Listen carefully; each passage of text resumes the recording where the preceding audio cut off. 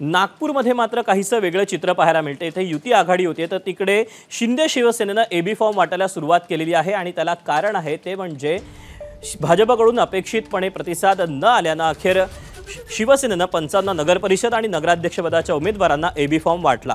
पूर्व विदर्भातील 6 जिल्ह्यांमध्ये सर्वच नगरपरिषद आणि नगरपंचायतींच्या 1226 नगरसेवक हे पदाच्या उमेदवारांना आणि 55 नगराध्यक्षपदाच्या उमेदवारांना एबी फॉर्म दिले जात आहेत। त्यामुळे पूर्व विदर्भात शिंदेंची शिवसेना स्वबळावर निवडणुकीच्या मैदानात उतरणार हे आता स्पष्ट होताना दिसतंय।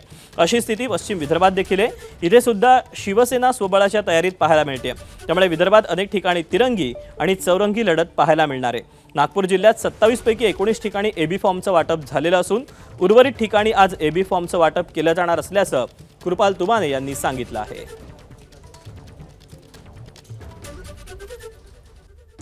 नागपूर जिल्ह्यात होऊ घातलेल्या 15 नगर परिषद आणि 12 नगर पंचायतीच्या निवडणुकीपैकी आज आम्ही शिवसेना पक्षाच्या वतीने 19 नगर परिषदेचे एबी फॉर्मचं वाटप केलेलं आहे। भारतीय जनता पक्षासोबत युतीचा आम्ही प्रयत्न केला परंतु ते शक्य झालं नाही।